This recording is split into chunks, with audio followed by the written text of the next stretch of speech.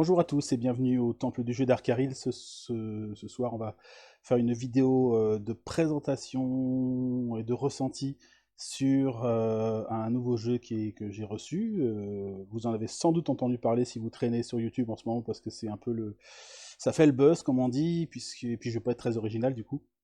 Mais vous aurez mon point de vue personnel et puis peut-être aussi on parlera de ce que j'ai l'intention d'en faire. Bon, blablabla, le suspense de toute façon n'existe pas puisque vous avez lu le titre de la vidéo. Je parle bien sûr de Solomon Kane, le dernier jeu qui vient d'être livré par Mythic Games, la boîte française en tout cas. Oui, il me semble que Mythic Games c'est principalement français. Je crois qu'ils étaient à moitié anglais aussi à un moment, mais voilà, Mythic Game à qui on doit plusieurs jeux. Au tout début, c'était ceux qui ont fait Mythic Battle Panthéon en collaboration avec Monolith, l'autre grosse boîte franco-américaine. Ils ont revendu cette licence d'ailleurs, et depuis ils ont développé d'autres jeux qui ont eu des succès assez certains. Il y a eu pas mal de problèmes aussi dus à des problèmes de livraison, et Solomon Kane n'en est pas exempt, on reviendra dessus. Mais voilà, on le reconnaît principalement comme jeu, eh bien, Joan of Arc, qui est un grand jeu de bataille et d'aventure, donc à l'époque médiévale dans l'univers de Jeanne d'Arc et des créatures mythiques de cette époque. Nous, on leur doit aussi Reichbusters, qui est donc un jeu, cette fois-ci, de bataille tactique, on va dire, donc dans une deuxième guerre mondiale fantasmée, avec les forces nazies qui développent des armes un peu spéciales. Alors ça fait un peu penser à comment ça s'appelle déjà ça, Hydra dans l'univers d'Avenger. Donc ils développent des armes à base d'une énergie magique qui s'appelle le Vril, enfin voilà. Donc un jeu qui trouve un public. Voilà, je vous avouerai que j'ai pas eu trop le temps de m'y pencher encore. Je suis en attente de l'Errata Pack qui va être fourni dans pas très très longtemps, et je pourrais donc vraiment m'y coller. J'en avais d'autres choses à faire. Qu'est-ce qu'on a de Mythic Battle, hein, qui a fonctionné très très bien et qui fonctionne toujours et qui est en KS d'ailleurs, il me semble, en ce moment. C'est Fantasy, Super Fantasy Brawl. Donc là, c'est un jeu d'escarmouche, de bataille en arène entre différents rosters qu'on peut se créer de créatures dans l'univers fantasy assez classique. Mais c'est assez fun à jouer, rapide à te mettre en place, pas trop compliqué, donc on peut faire jouer un peu tout le monde, toute la famille, et ça fonctionne très bien, ça roule très très bien. Et donc là, ils font un KS pour des nouveaux personnages en ce moment. Donc ils sont assez productifs. On peut aussi mettre à leur crédit d'autres jeux comme une reprise du jeu Enchanters. Donc ils ont fait une version française de ce jeu que je ne connais absolument pas, donc je ne vais pas m'étaler trop dessus. Et ils ont aussi, dans leur dernier gros KS, ils ont fait une adaptation du jeu vidéo Darkest Dungeon, qui est un jeu que j'adore, mais pour le coup que j'avais pas envie, entre guillemets, de désacraliser au travers d'un jeu de plateau. Donc non, j'ai passé outre, mais voilà, on peut pas non plus avoir tous les projets possibles, imaginables. Voilà, et puis ils sont en production d'autres projets. Il y a Elle, par exemple, qui est un jeu pareil, d'aventure narrative dans un univers de vikings. Et peut-être que j'en oublie d'autres, mais enfin bon, voilà, déjà on a fait à peu près le tour. Et donc là, on va revenir sur le sujet qui nous importe le plus, c'est le jeu Solomon Kane. Solomon Kane. Alors c'est un jeu qui a une petite histoire quand même, hein, et qui, ne serait-ce que parce qu'il est attendu depuis bien longtemps. Vous avez vu, j'ai attendu patiemment, je ne l'ai pas encore ouvert. Solomon Kane, c'est un jeu donc, qui a été en KS il y a quelques temps, voire quelques années. Alors j'ai pas eu les dates exactes, et eh bien, il a eu beaucoup, beaucoup de retard. Alors, je vais essayer d'expliquer un peu pourquoi il y a eu du retard. Qu'est-ce qui s'est passé? Alors, je ne suis pas évidemment dans les petits papiers de Mythic Games, mais je suis régulièrement un peu leur info, et donc je pense pas trop me tromper si je vous dis que le jeu euh, était sans doute plus ambitieux que ce qu'il pensait à la base. Alors, ça arrive souvent dans les projets KS, hein, ce qui fait que ce projet est quand même particulièrement, on va dire, bon marché par rapport à tout le contenu qu'il peut avoir dedans, pour ceux qui l'ont acheté au travers du KS. Mais en échange, un peu à l'instar d'un jeu comme Shadows of Brimstone, dans un univers complètement différent, hein, dans un genre très différent aussi, on a des jeux qui se sont développés vraiment à l'ancienne. Hein, quand je dis à l'ancienne, c'est-à-dire que les créateurs du jeu avaient des idées en tête, avaient une vision d'un jeu, et donc c'est grâce aux backers cette fois-ci qu'ils ont pu aller au bout, voire même plus loin que ce qu'ils pensaient, et puis même parfois se surprendre à se dire ah on a été un peu trop loin, ça va coûter beaucoup plus cher, donc il va falloir du temps pour produire, du temps et trouver de l'argent pour continuer à faire avancer le jeu, pour en faire le jeu que l'on veut. Ça a été le cas, pour, je pense, pour Solomon Kane. Il y a eu notamment dans le processus de création, il y avait deux équipes. Il y avait une équipe, justement, j'en parlais tout à l'heure, qui était en Angleterre, l'autre qui était en France, et ça s'est pas très très bien passé. Les échanges, ça a été compliqué, ils ont perdu beaucoup de temps, et au final, alors je sais pas si c'est l'auteur, hein, qui a mis le holà. D'ailleurs, je suis un peu surpris que le jeu soit crédité de monsieur Jack Thornton, dont j'ai peu entendu parler. J'ai l'impression que pourtant c'est un travail un gros travail d'équipe. Alors pourquoi lui seul est crédité? Là après, je ne m'y connais pas, c'est des histoires de droit, tout ça. En tout cas, je sais qu'il y avait deux équipes dans la conception et que l'équipe anglaise, bah, ma foi, c'est pas qu'elle a fait forcément de mauvais boulot, c'est que ça manquait de communication, et ils ont décidé, quand ils ont commencé à faire beaucoup de tests, de changer, de faire améliorer les choses, parce que le jeu apparemment était trop redondant et risquait d'ennuyer. Donc ils se sont dit mince, qu'est-ce qu'on fait? Est-ce qu'on livre ce jeu comme ça avec tous les risques que ça engendre? Et puis je crois qu'ils ont quand même une certaine éthique au niveau de la qualité de ce qu'ils veulent proposer, et donc ils ont pris le parti de changer une grosse partie du cœur du jeu. Alors après, je pourrais pas rentrer trop dans les détails, puisque je ne connais pas, moi, je n'ai pas connu la première version du jeu, je ne l'ai pas testé non plus. Je sais que mon copain Manu sur la chaîne DDA Prod, lui a pu tester la première version, donc ça pourrait être intéressant d'échanger avec lui autour de ça. En tout cas, le jeu a eu une grosse refonte en profondeur, euh, et surtout un rajout énorme en termes de narration et d'interaction, etc. Ce qui fait que c'est un jeu. Qu'est-ce que c'est, Solomon Kane? C'est un énorme jeu narratif, principalement narratif, avec quand même une grosse mécanique derrière quand même qui tient le coup. Hein. Mais voilà, on va lire des histoires, on va vivre des aventures, et on est censé s'imprégner et aller à fond dedans. Voilà. Je dis censé parce que, évidemment, une fois de plus, c'est un jeu que je n'ai pas testé. Il m'a beaucoup attiré parce que j'ai suivi un peu l'histoire et l'aventure et le développement du jeu. Il m'a beaucoup attiré aussi par son contenu, par son auteur, puisque donc, hein, Solomon Kane, c'est une série de nouvelles de Howard. Hop, d'ailleurs, il est sur la boîte, hein, de Howard, qui se trouve ici dans le petit coin, et qui est donc l'auteur notamment de Conan le Barbare. Euh, voilà, donc, et qui est très bien. Enfin, je ne sais pas si vous avez eu l'occasion de lire Conan le Barbare, notamment dans les dernières traductions, les dernières recompositions. C'est de très bonne écriture. Enfin, c'est écrit très bien, c'est très très bon. Et j'ai commencé à lire les nouvelles de Solomon Kane, et c'est très chouette aussi. C'est assez palpitant. Voilà, j'adore l'écriture de ces époques-là, moi, des années 30. C'était fou d'imaginer qu'on pouvait écrire ce genre de choses à cette époque-là, avec autant d'imagination, autant de profondeur, autant de précision dans l'écriture. Voilà, moi ça me fait toujours halluciner. Et donc c'est un auteur que j'adore. Et donc évidemment je ne pouvais pas passer à côté de Solomon Kane. Voilà.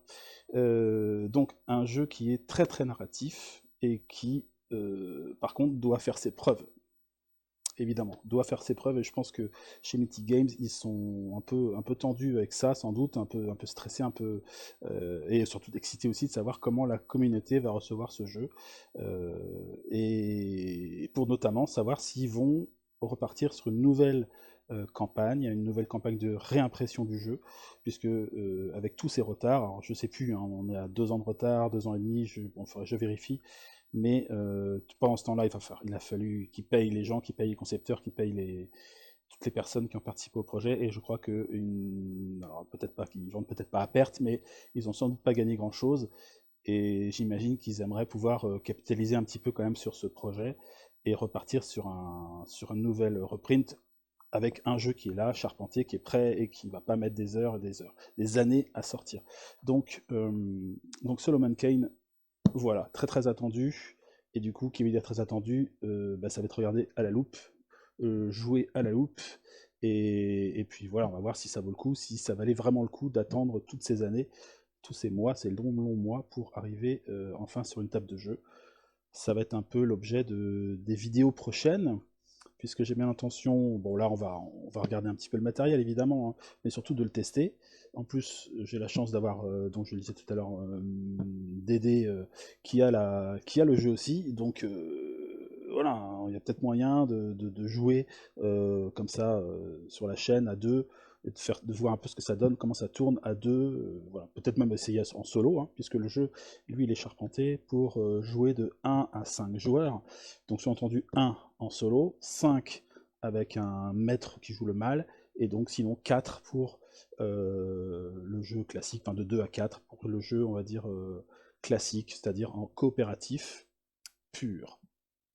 Donc solo, coop, et éventuellement en opposition, qu'on appelle ça, j'allais dire désynchronisé, enfin vous voyez ce que je veux dire, un maître contre 3-4 joueurs par exemple.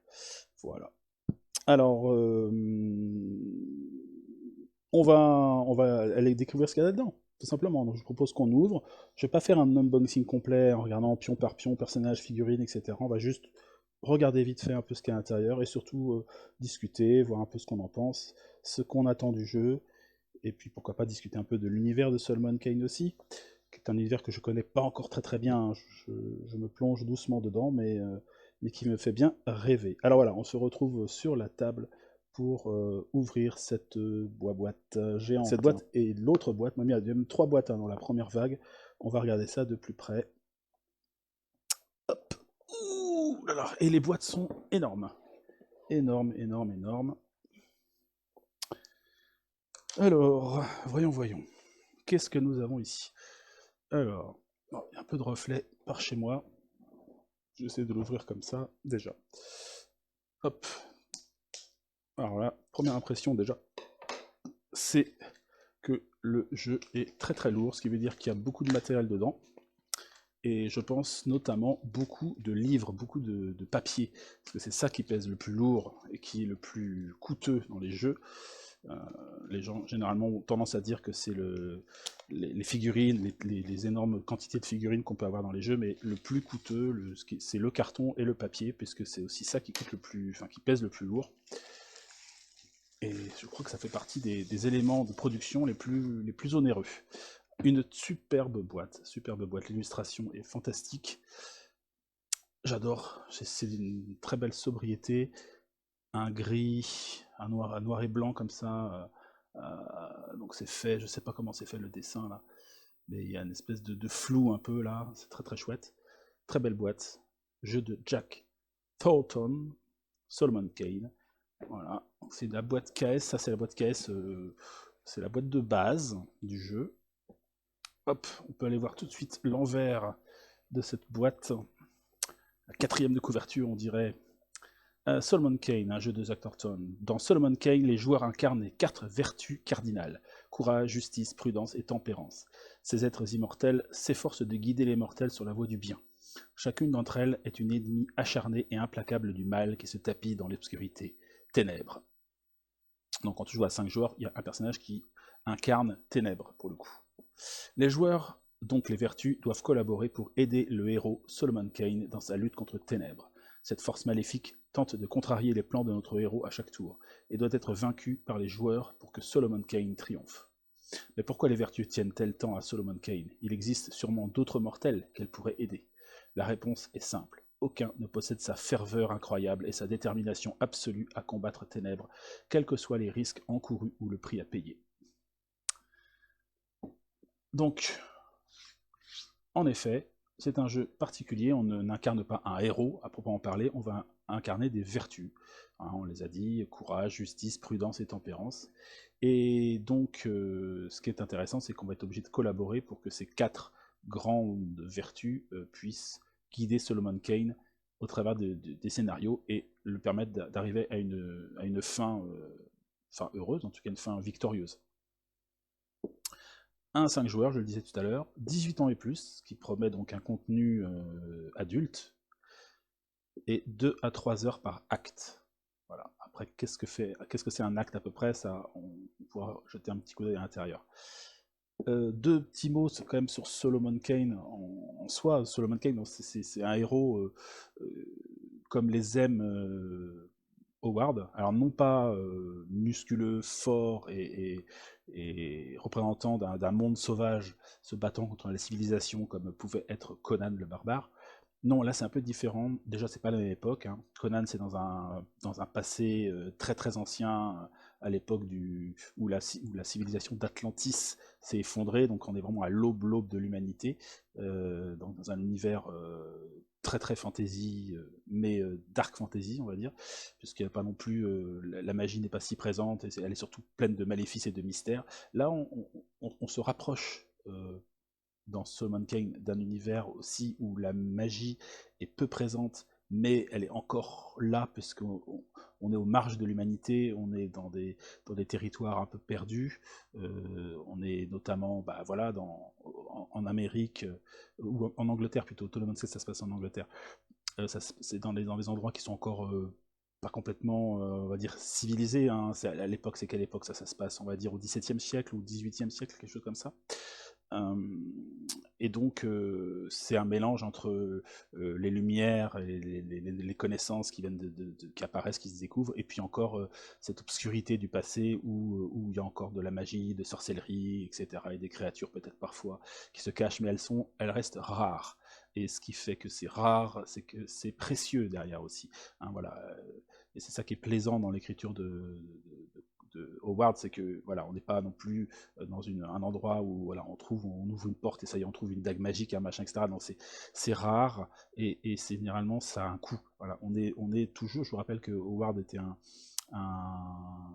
contemporain de Lovecraft, et qu'ils avaient une correspondance entre eux, ils se connaissaient très bien. Voilà, Howard était plus jeune, mais je pense qu'il y avait on va dire une relation un peu de maître et d'élève.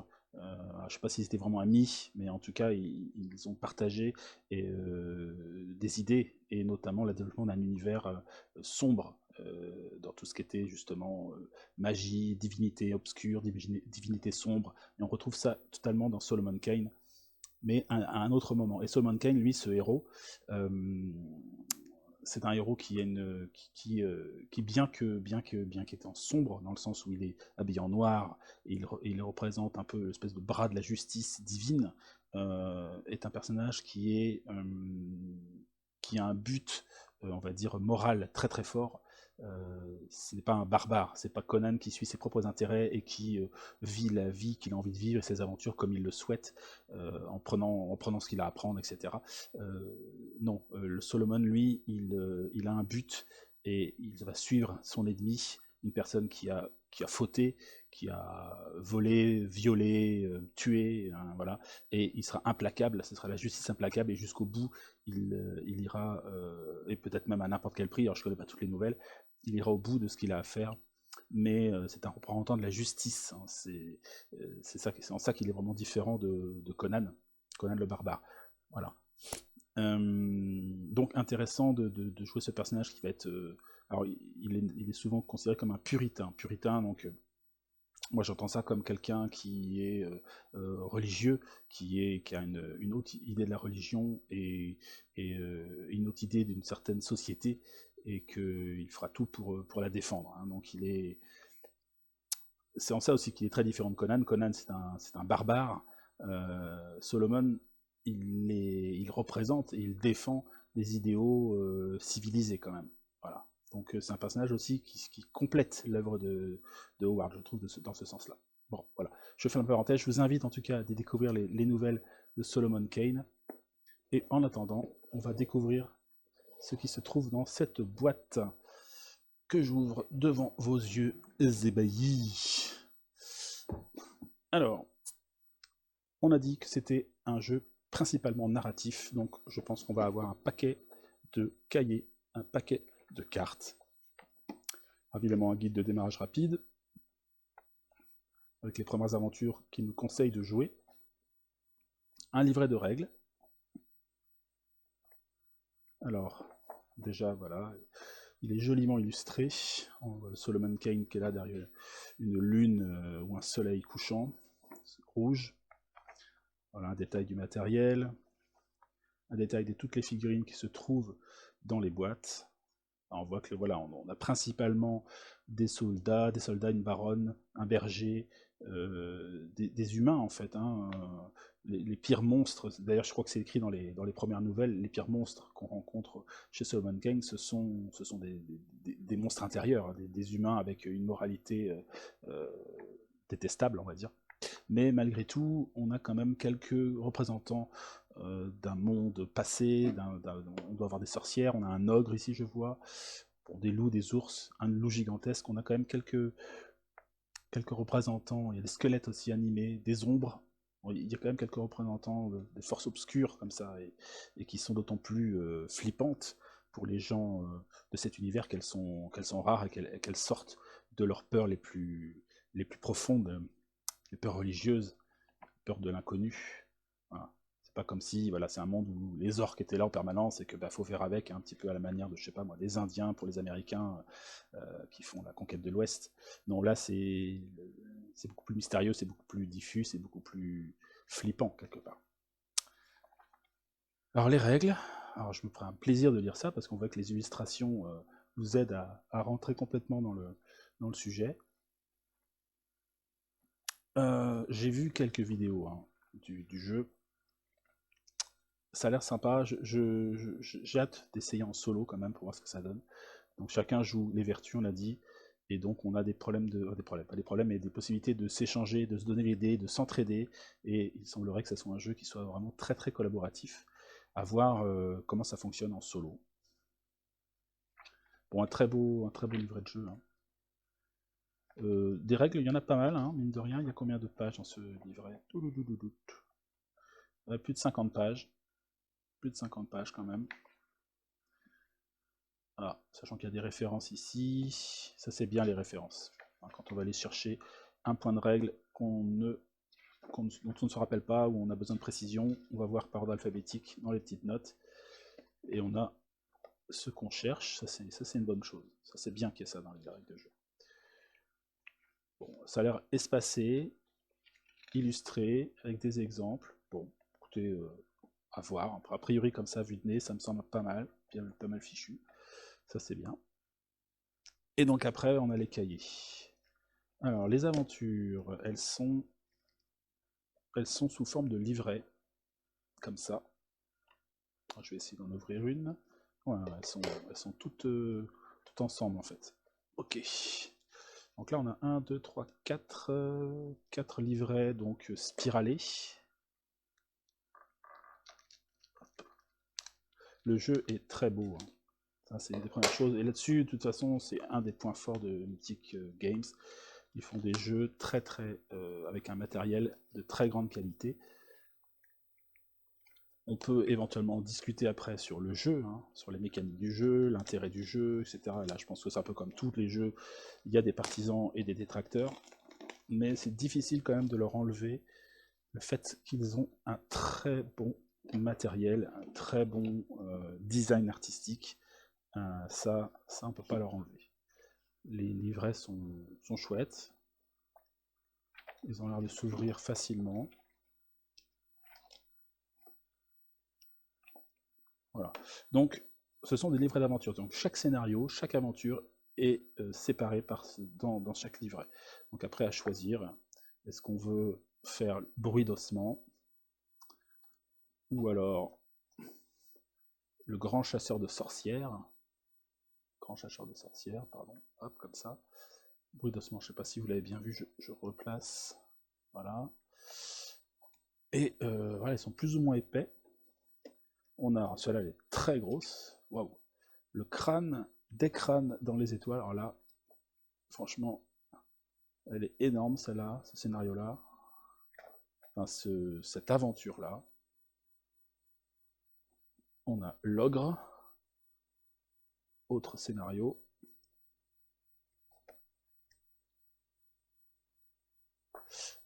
C'est intéressant de savoir, il me semble, de ce que j'avais entendu, que les aventures qu'on va trouver dans cette première vague sont des aventures qui ne sont pas des nouvelles de Howard, il me semble. Peut-être, sauf à l'exception de La main droite du diable, qui est l'aventure bonus, qui était une exclusivité du KS.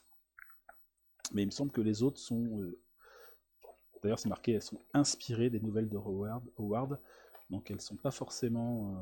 alors que dans les extensions, qui vont venir plus tard dans la vague 2, il me semble que c'est là que sont concentrées les véritables nouvelles de Howard, sachant qu'il n'y en a pas non plus énormément. Hein.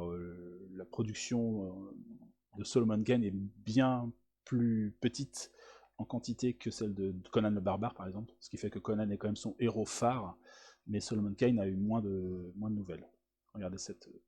Regardez-moi cette couverture. Les Cavaliers Noirs de la Mort. Franchement, ça en jette pas.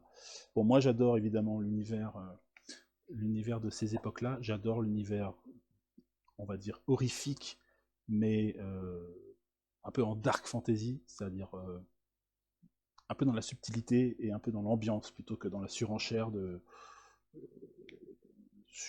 voilà, de magie notamment. Même si j'adore aussi la high fantasy, hein, vous savez pour ceux qui suivent ma chaîne que je suis assez branché par ça. Mais non, mais il y a un nombre incalculable de scénarios.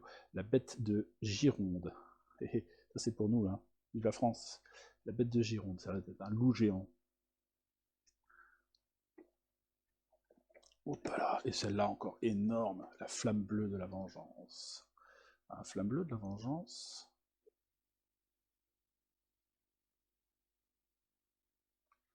Encore un énorme scénario. Vous avez vu un peu l'épaisseur de ça?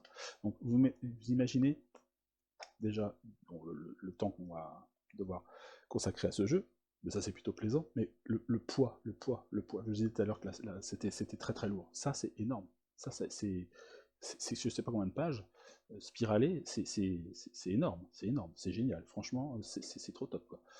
Tous ces scénarios-là, mais c'est génial. Moi, je suis excité comme une puce, quoi. C'est super. Et puis, c'est de beauté.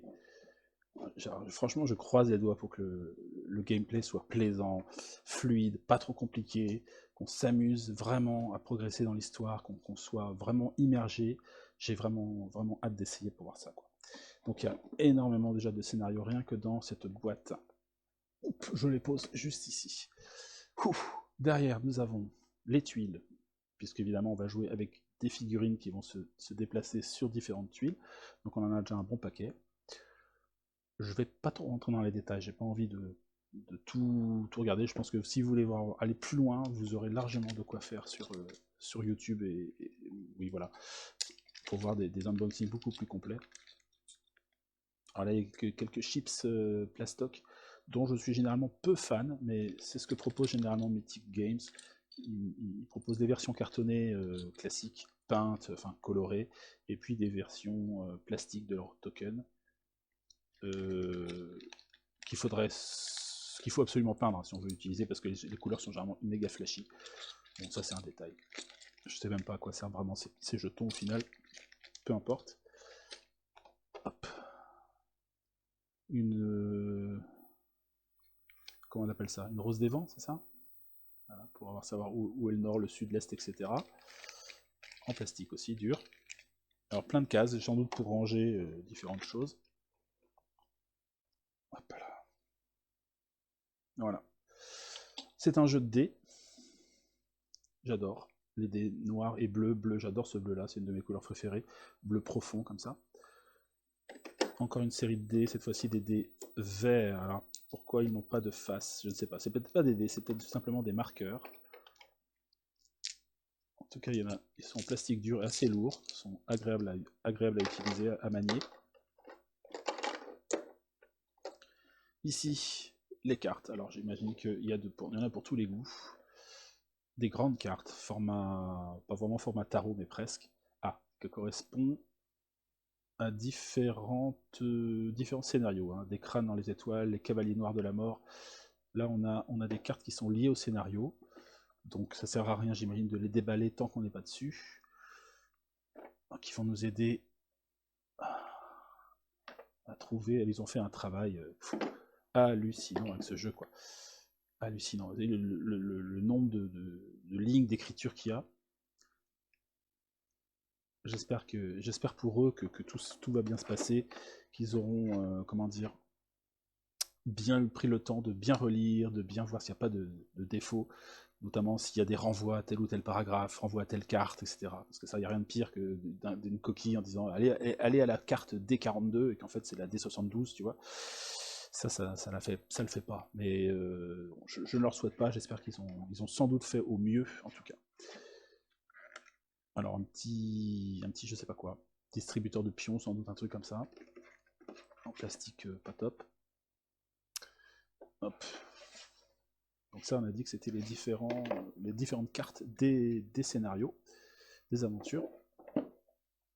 Hop, hop.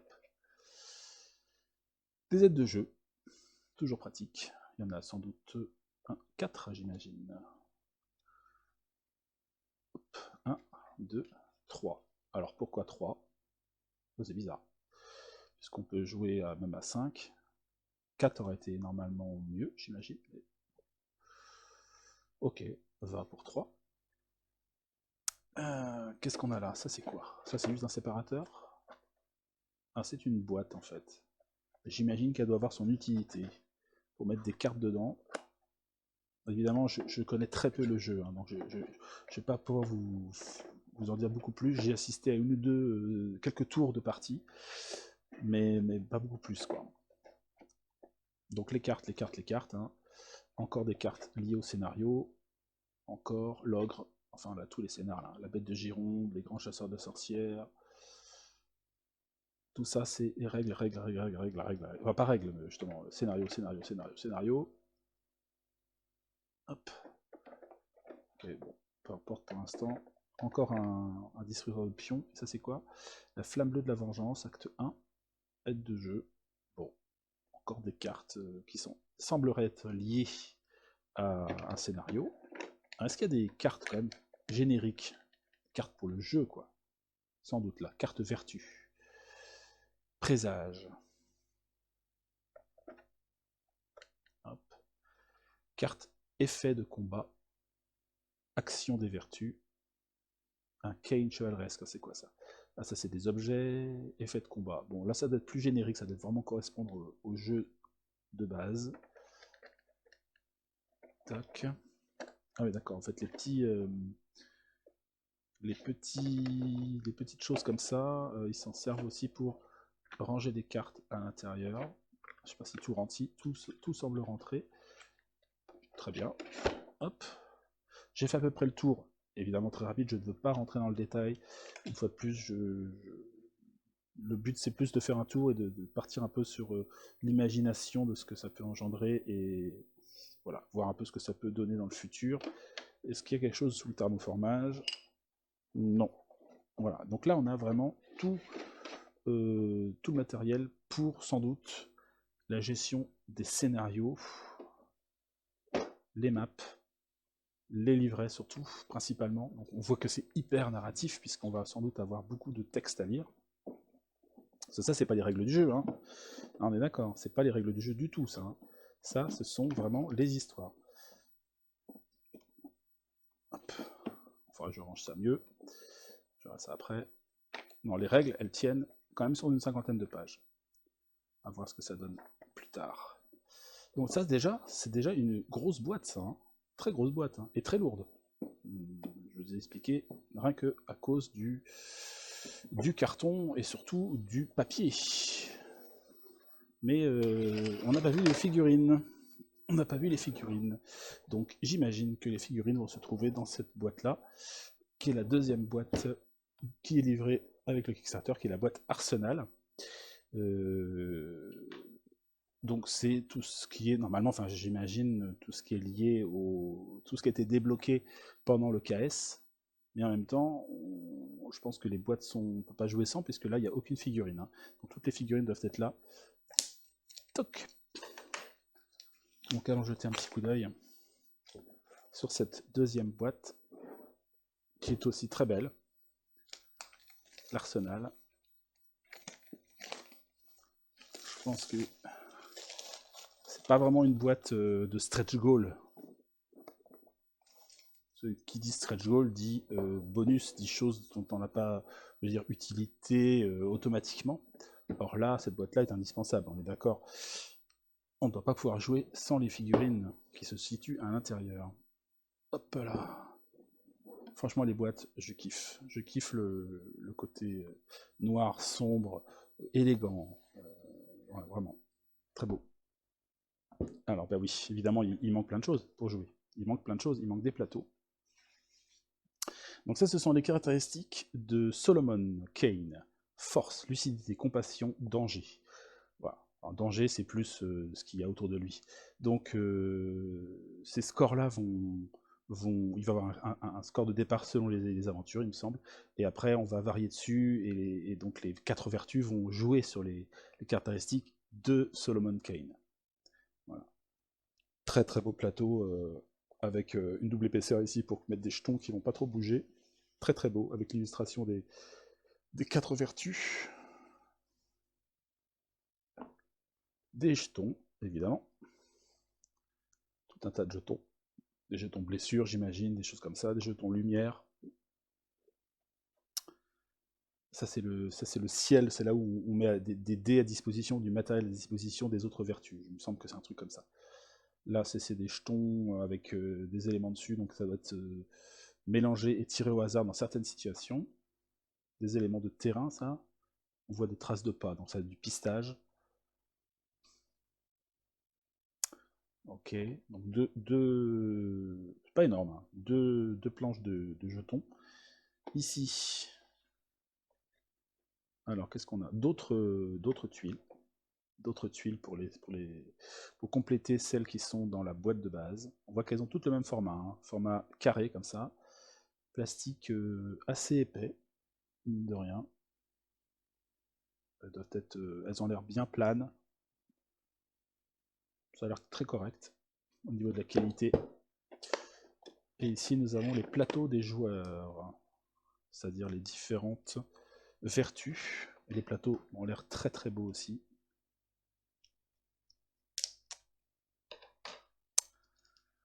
Alors, ce qui m'embête, hein, pas tant que ça, mais c'est de voir que le jeu est réservé pour des personnes de 18 ans ou plus. Donc, j'attends encore un petit peu avant de pouvoir faire jouer mes enfants. Devoir trouver des potes. Prudence. Courage. Donc, ils ont sans doute.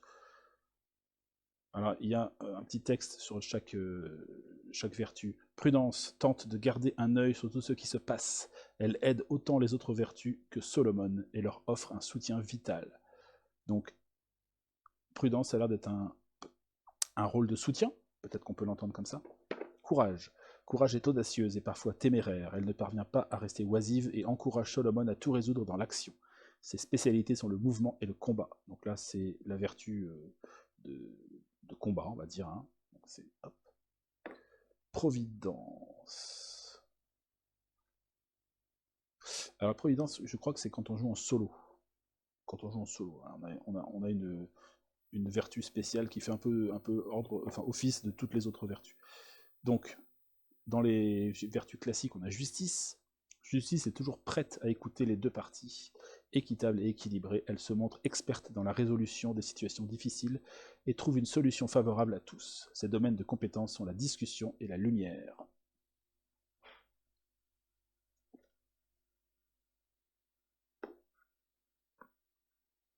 Alors, un léger défaut ici de coupe. Ouais, elles vont être fragiles ici. Il y a un petit souci dans la découpe ici. Bon. Ok. Juste pour celle-là. Et tempérance, c'est la dernière vertu. Tempérance garde toujours la tête froide et constamment aux aguets. Elle encourage Solomon à rester lucide et à être conscient de ce qui se passe autour de lui. Explorer l'environnement et déjouer les mauvaises surprises sont ses spécialités. Alors je trouve que ça fait un petit peu double emploi avec prudence. Tempérance, prudence, faudrait voir ce que ça joue, mais sans doute qu'elles ont leurs différences. Et ténèbres, ça c'est si quelqu'un décide de jouer le mal. On a un plateau spécial pour ténèbres. Voilà, je ne sais pas du tout ce que ça implique en termes de jeu. En tout cas, les plateaux sont très très beaux. Petite petite déception, enfin petite déception, oui, sur le plateau de Prudence qui est un petit peu abîmé. C'est Prudence ou quoi?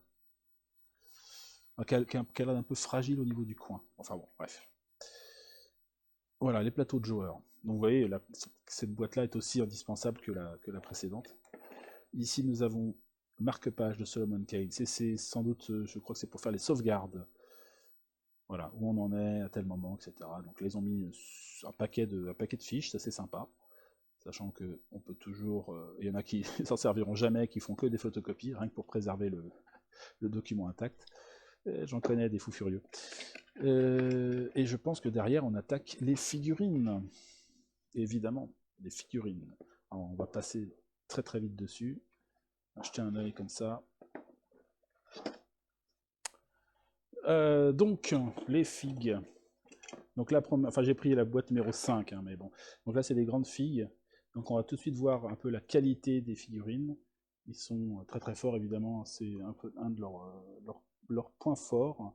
C'est donc la finesse des figurines. Bon, ça c'est les figurines de grand format, évidemment. Mais là, je pense que ce sont les figurines des vertus. Donc ça doit être Justice, si j'en crois. Son visage couvert, ses yeux couverts d'un bandeau. Justice, magnifique. Ici, on a sans doute l'ogre, dont on a entendu parler tout à l'heure. Des loups. Non, un ours. Un ours. Un loup géant. Belle taille, hein. Sans doute la bête de Gironde. Et une autre vertu. À laquelle est celle-là, je ne sais pas. Vraiment que ce soit ténèbres. C'est peut-être bien ténèbres celle-là, parce qu'il y a quand même des crânes dessus, ça a l'air bien glauque. Ça doit être ténèbres, ça. Alors peut-être que ça, c'est la grosse, celle qui fait toutes les vertus, là, quand on joue en solo. C'est possible, je ne sais pas. Bon, bref. En tout cas, des très très belles figurines. J'adore la couleur du plastique aussi. Un plastique un peu... C'est pas gris, hein, c'est une sorte de vert, vert pâle un peu. Ok. Hop, je les range. Comme c'est indiqué. Hop. Le loup, c'est par là. Et l'ours, c'est par là. Il y a des petites flèches à l'intérieur pour savoir comment rentrer les figurines. Hop, magique. Très bête, mais très efficace. Hop. Donc ça, c'était plutôt les grosses figurines. On voit quand même que c'est un jeu de figurines, évidemment. Hein. On est chez Mythic Games. Ils nous ont habitués à ça. Solomon Kane 4 sur 5, 2 sur 5, 3 sur 5. Ah, il doit y avoir un 1 sur 5 en dessous. Ah, il y a deux boîtes là. L'une sur l'autre. Donc ça va être des petites boîtes. Petites boîtes. Donc on va aller vraiment se promener dans l'époque. Il y a un petit côté historique qui va être très sympa. Et là on va rester dans la boîte de base et en tout cas dans la première vague, on reste dans nos contrées, hein, nos contrées on va dire européennes, anglaises. Voilà. On a bien des figurines d'êtres humains, quoi. Alors, ce qui est intéressant, c'est que pour ceux qui sont très branchés jeux de rôle, voilà un bon paquet de figurines qui vont pouvoir permettre d'aller illustrer différentes histoires, différents scénarios. On a des jeunes femmes, on a des qu'on appelle ça des voleurs de grand chemin.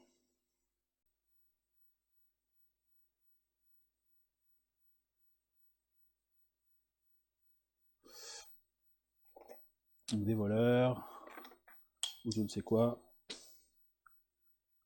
Un type avec un poignard apparemment. Tient à la main. Un autre. Donc certaines sont en différence d'exemplaires. Il y en a deux avec un couteau, deux avec un pistolet, deux avec une épée. Il y en a deux comme ça. On a des brotteurs. Ah, là, il y a une... Il y a un de la casse, là. Là, il y a de la casse.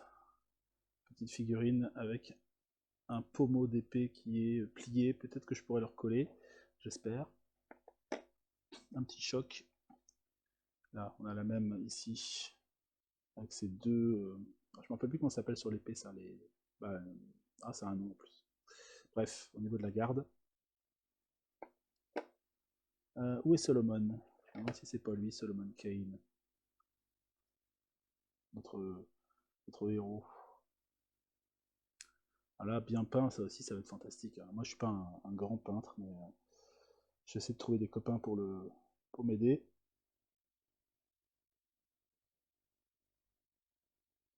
Je trouve qu'il y a beaucoup de détails. Elles sont belles, elles sont bien proportionnées. Elles sont peut-être un peu plus grandes que les jeux de figurines classiques. Là, on a une espèce de squelette là, un mort-vivant. Mais bon, voilà, il y en a qu'un quoi. Il n'y a pas 75 squelettes. C'est autre chose. La serveuse avec son poulet grillé à l'auberge. Excellent. Et là, nous avons les ombres. Alors, les ombres, ce ne sont pas vraiment de ce que je crois comprendre, ce sont les manifestations de ténèbres. Donc, elles n'ont pas de forme physique. Elles sont représentées sur le terrain, elles s'approchent de Solomon Kane, et quand elles s'emparent de lui, quand elles sont à son contact, elles ont des actions désagréables, mais ce ne sont pas des créatures à part entière, on ne va pas les affronter à coups d'épée ou à coups de... Enfin, il me semble pas, à coups de vêtements, n'importe quoi, à coups de dagues ou de rapières. Voilà. On a une première boîte. Bon, alors, dommage, une petite figurine abîmée là. Bon, bah, je la touche pas trop, je pense qu'il y a peut-être moyen que je remette un petit point de colle. Sinon, bah, j'enverrai une petit message à Mythic Games. Ils enverront bien une figurine pour remplacer celle-là. Hop. Première boîte. On va faire un petit tour rapide, mais bon, sans trop s'étaler quand même. Une fois de plus, c'est plus voir un peu ce que ça m'inspire. Et dans quel univers on va évoluer. Donc comme je disais, ici on va rester vraiment dans la partie vraiment européenne, peut-être américaine, je ne sais pas, en tout cas occidentale on va dire. Il me semble, hein, au niveau des histoires, et je crois que les voyages qui sont dans différentes nouvelles de Solomon Kane qui vont donc à l'étranger, voire en Afrique par exemple, seront disponibles dans la deuxième vague. Donc qu'est-ce qu'on a comme genre là? On a des espèces de spectres quand même, hein. Il y a quand même des manifestations maléfiques et étranges.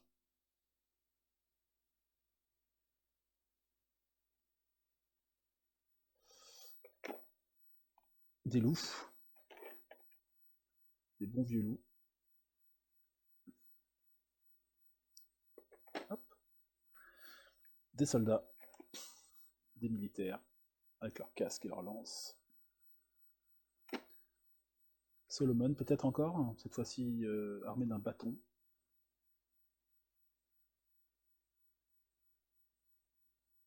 Et d'une épée. Encore un barman. Sa chope. Un...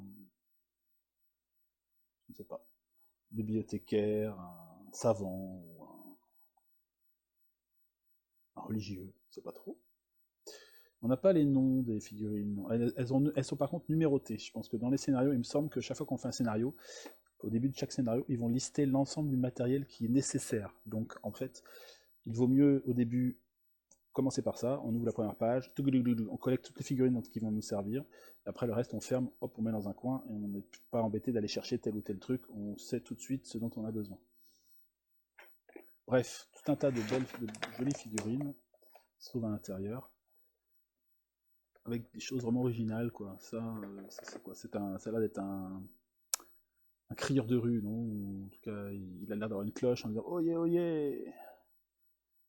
Et là, un grand parchemin déplié. un moine, très clairement, 2 moines, une noble, une lady, ou je ne sais quoi, très bien habillée.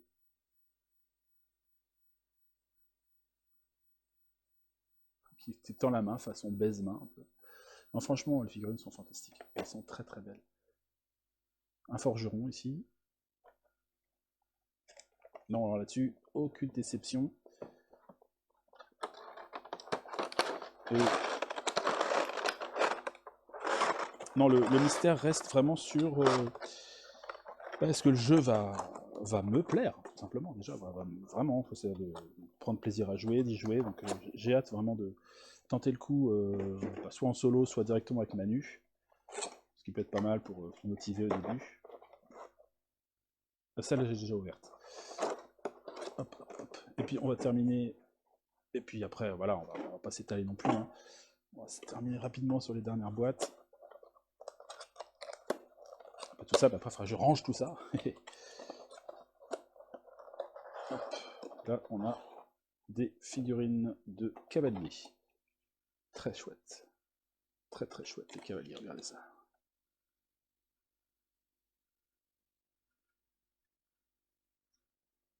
Cavaliers avec des lampes, des lanternes, avec le feu qui... Voilà, comme ils sont en mouvement, là, elles sont très dynamiques. Hein. Et Solomon Kane, je pense, avec ses 2 flingues, qui les poursuit peut-être. Ça va être pour un scénario spécifique. Excellent. Elles sont très très belles. Franchement, excellent, excellent.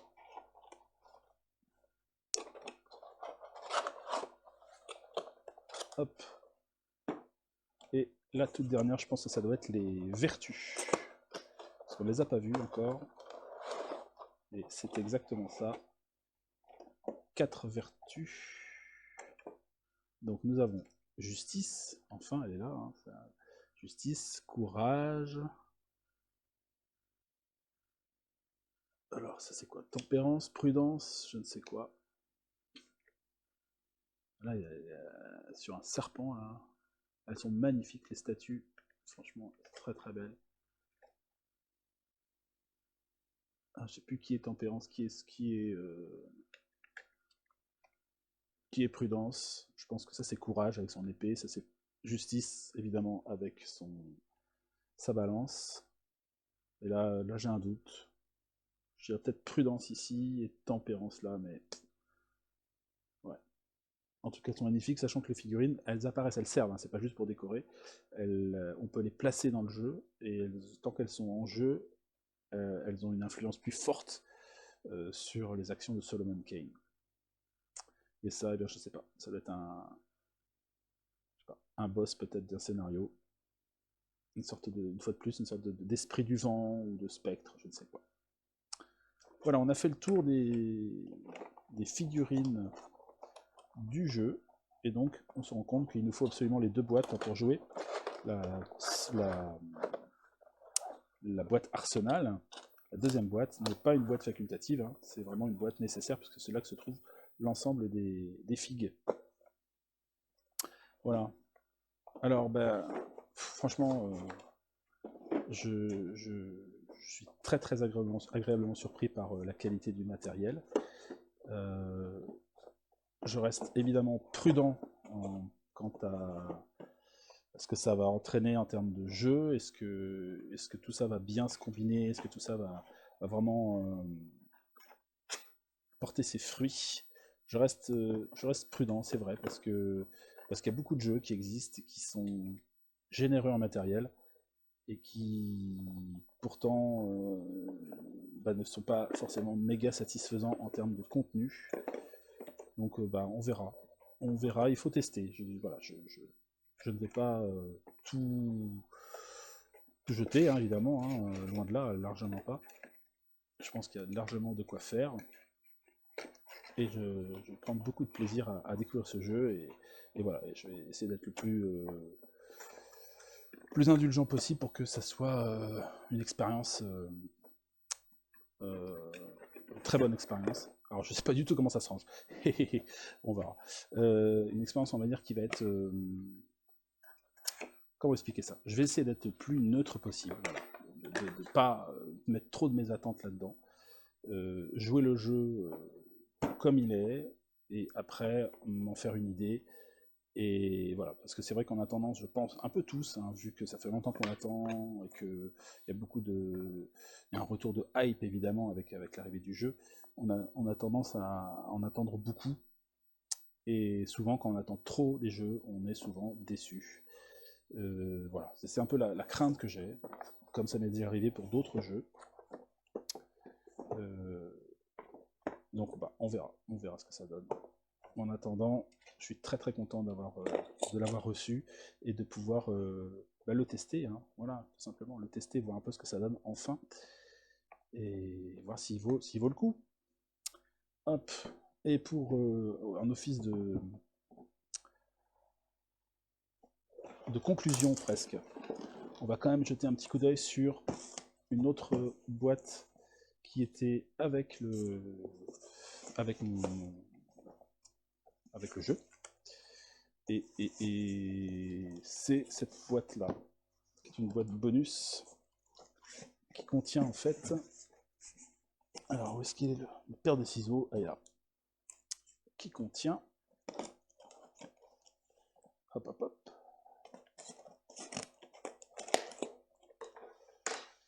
Qui contient en fait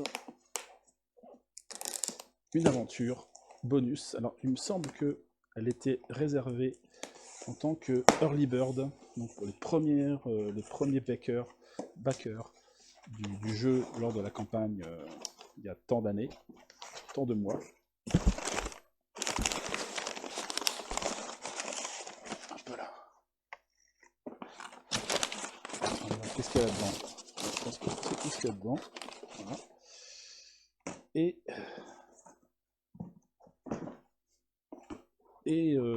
elle était évidemment fournie pour tous ceux qui prenaient un all-in, ce qui est mon cas. J'ai un all-in gameplay, on va dire. Bon, j'aurais pas le playmat, par exemple. Par contre, j'ai tout ce qui est éléments de jeu. Et donc, il y a cette aventure-là qui est la main droite du destin. Donc, encore un autre scénario à découvrir. Hop. Donc, on a encore notre beau Solomon qui est là. Enfin, beau. Il est un petit peu cicatrisé quand même, hein. Et la main droite qui est là, du destin, un peu griffue, hein, quand même, hein. Donc, une belle boîte, une grande boîte, avec donc, et ben voilà, un nouveau livret d'histoire. Hop. Et puis, quelques cartes pour le scénario, et une figurine avec une main sur un socle, sur un hôtel. Voilà. Et alors justement, il me semble que ce scénario-là, c'est tiré d'une nouvelle pour le coup. Si, c'est ça, basé sur la nouvelle. Cette fois-ci, c'est bien tiré d'une nouvelle. Donc c'est la seule nouvelle de Howard qui est avec la première vague. Voilà. Les autres sont des créations, alors peut-être en lien avec soit des projets d'écriture, soit inspirés par l'univers lui-même. Ce qui est déjà génial, hein. C'est super d'avoir développé l'univers de Solomon Kane, j'adore. Donc, bonus, je sais pas dans quel ordre il faut jouer ces aventures, est-ce que celle-là est importante et bien à jouer au début, ou est-ce qu'elle est plus difficile, plus compliquée, je ne sais pas, on regardera sur le livret de début, d'ouverture. Et ici, eh bien, on a un fantastique artbook, il me semble, et donc ce sera un peu en guise de conclusion. On a l'artbook de Solomon Kane, avec un paquet d'illustrations, et ma foi, elles sont fantastiques. Elles sont très très belles. Il y a un boulot énorme dans la qualité là, des dessins. Ce ne serait pas les jumelles de... Ah mince, comment ça s'appelle déjà ce film? Bon, vous savez bien de quoi je parle. J'allais dire de Twin Peaks, mais pas du tout Twin Peaks. Oh là là là là. Que des belles illustrations qui doivent être, sinon, se trouver dans dans les différents scénarios ou sur les cartes, etc. Magnifique. Donc là, on voit les illustrations d'aventures qui se passent en Afrique, sans doute. Les différentes vertus.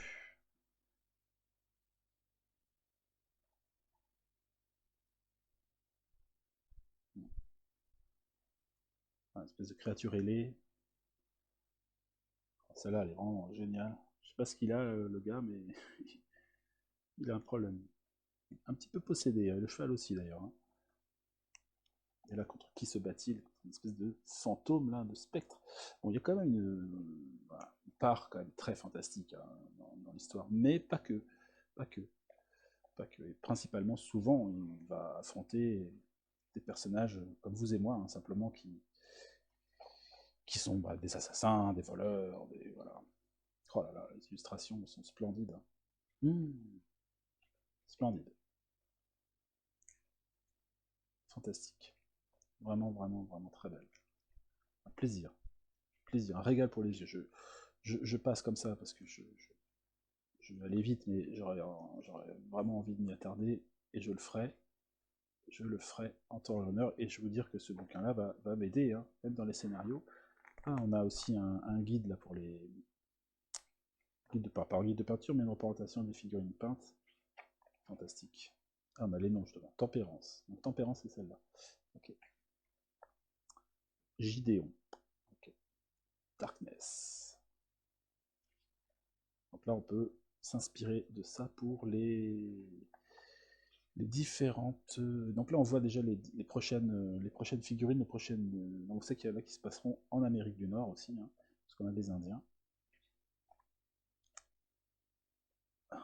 The Good Twins. Ok, ben les jumelles, hein, l'histoire. On doit les avoir en figurine quelque part, sans doute. Et ça, c'est l'artwork des plateaux.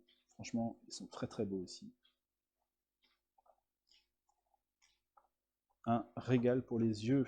J'espère aussi que ce sera un régal ludique. Vous comprenez bien que j'ai une certaine méfiance, peut-être à juste titre, je ne sais pas.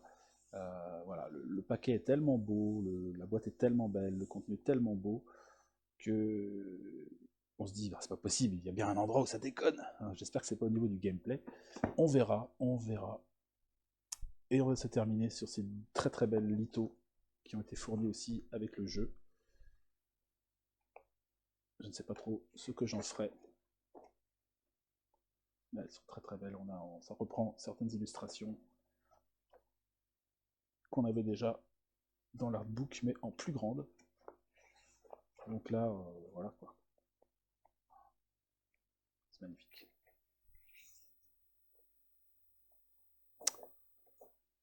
Magnifique. Bon, ben ça donne envie. Ça donne vraiment, vraiment envie d'aller prendre le livre de règles, se le taper, et puis essayer une première aventure.